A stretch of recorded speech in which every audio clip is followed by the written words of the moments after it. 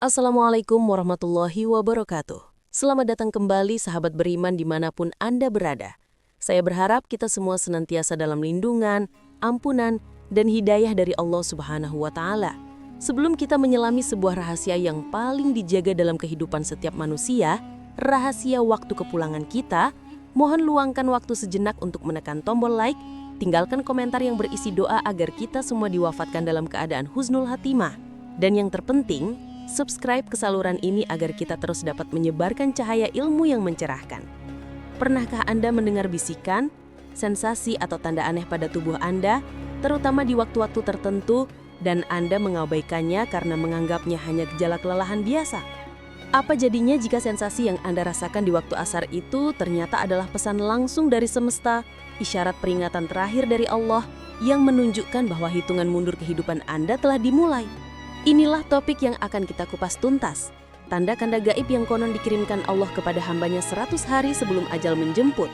Dan mengapa kesadaran akan tanda-tanda ini adalah kesempatan emas terakhir kita untuk meraih taubat nasuha sejati. Ini adalah ilmu yang akan mengubah cara pandang Anda terhadap setiap detik waktu asar yang datang. Tahan pandangan Anda, karena kesiapan bekal terbaik Anda di akhirat bergantung pada pemahaman Anda terhadap isyarat-isyarat ini. Kematian adalah sebuah kepastian, namun waktu kedatangannya adalah misteri yang disembunyikan. Namun, dalam banyak riwayat dan kearifan spiritual, dipercaya bahwa Allah dengan rahmatnya yang luas memberikan isyarat halus kepada hambanya yang beriman. Bukan untuk menakuti, melainkan untuk memberikan kesempatan terakhir untuk bersiap. Bahkan malaikat maut Israel konon mendatangi wajah setiap insan 70 kali dalam sehari, merasa heran melihat kita masih sibuk bergelak tawa dan bersantai, padahal tugasnya sudah menanti. Isyarat pertama yang paling dini, konon datang 100 hari sebelum hari kematian. Tanda ini unik, karena ia spesifik terjadi lazimnya setelah waktu asar. Waktu asar sendiri secara spiritual sering dikaitkan dengan penutupan lembaran amal harian.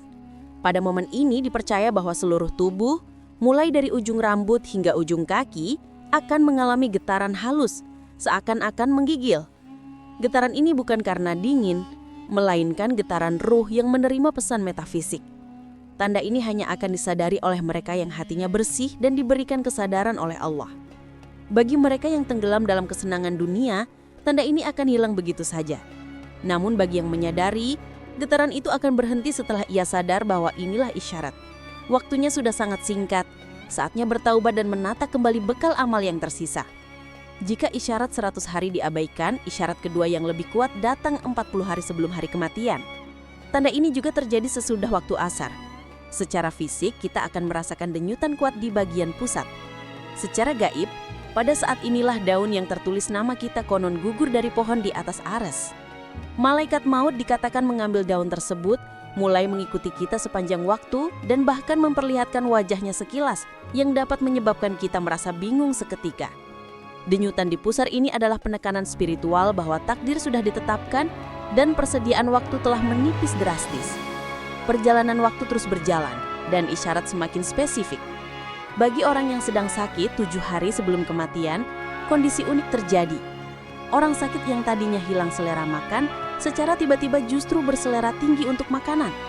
Ini bukanlah pertanda sembuh, melainkan isyarat bahwa tubuh sedang mengumpulkan energi terakhirnya.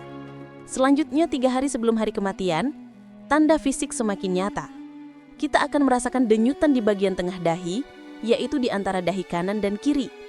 Jika tanda ini disadari, disarankan untuk berpuasa sejak saat itu. Puasa di masa kritis ini bukan hanya ibadah, tetapi ikhtiar untuk membersihkan perut dari najis sebanyak mungkin sehingga dapat memudahkan urusan orang yang memandikan jenazah kita nanti.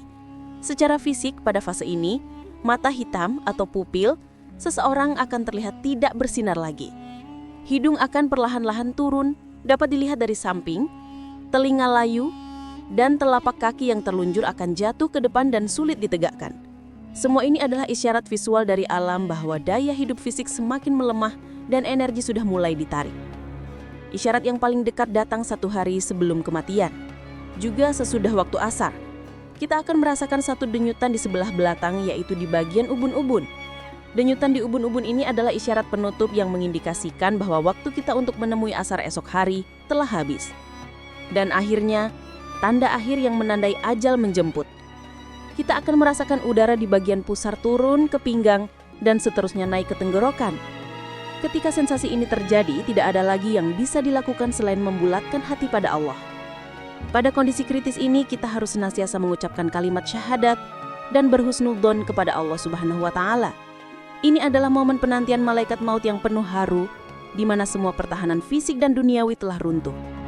Penting bagi kita untuk memahami bahwa isyarat-isyarat ini, terlepas dari validitas hadis spesifiknya yang panjang, berfungsi sebagai peringatan spiritual yang universal. Inti dari semua tanda ini adalah satu, peluang taubat. Jika kita merasa adanya getaran aneh, denyutan tak wajar, atau perubahan fisik yang mendadak, jadikanlah itu cambuk untuk segera mengevaluasi bekal. Jangan sampai malaikat maut mendapati kita dalam keadaan lengah. Setiap detik yang kita miliki harus digunakan untuk mempersiapkan bekal terbaik kita. Allah mengingatkan kita, Ya ayyuhalladzina amanu taqullaha haqqa tuqatihi wa la tamutunna illa wa antum muslimun.